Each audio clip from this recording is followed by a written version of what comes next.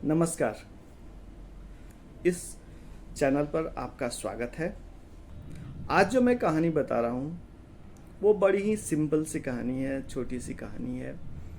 अक्सर जीवन में आपने देखा होगा, यह हम सभी ने देखा है कि जिनका शरीर दुबला पतला होता है, छोटे कद के होते हैं, उन्हें लगता है कि मेरी बातें कोई सुन नहीं रहा, कोई उस पर ध्यान नहीं दे रहा। लेकिन ऐसा नहीं।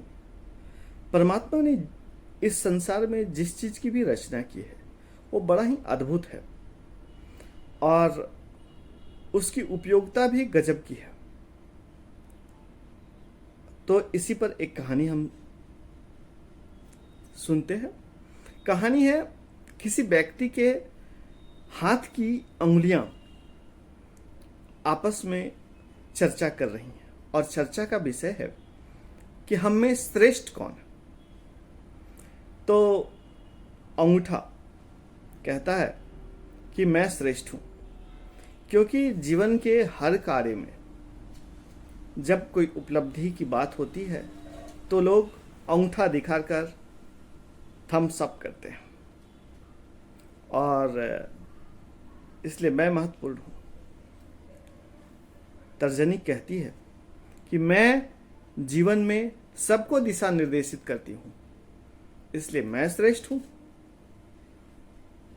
तो मध्यमा जो सबसे बड़ी उंगली है वो कहती है मैं आप सबों में श्रेष्ठ हूं, क्योंकि मैं सबसे बड़ी उंगली हूं।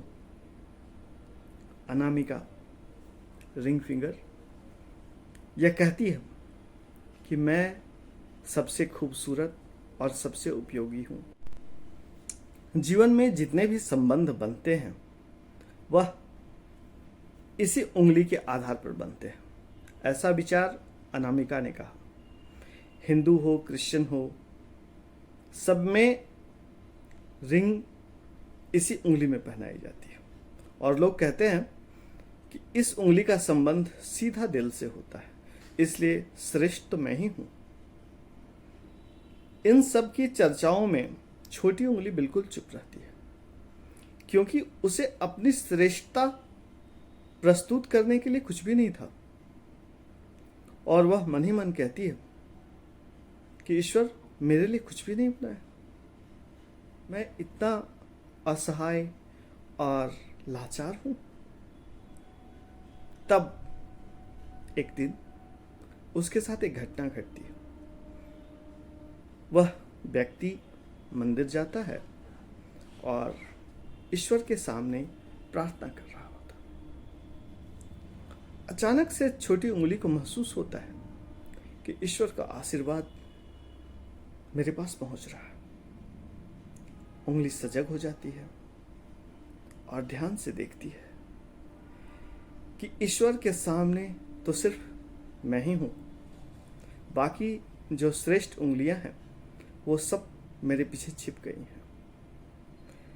तब उसे एहसास हुआ कि ईश्वर जिस रचना को अपने से किए हैं वह सभी श्रेष्ठ है और सभी उपयोगी है। इसलिए आप में से कोई यह न सोचे कि मैं कमजोर हूं, मैं कम उपयोगी हूं। आप सभी उपयोगी हैं और आपकी उपयोगिता हर जगह नहीं दिखाई जा सकती है, लेकिन उपयोगी हर कोई है।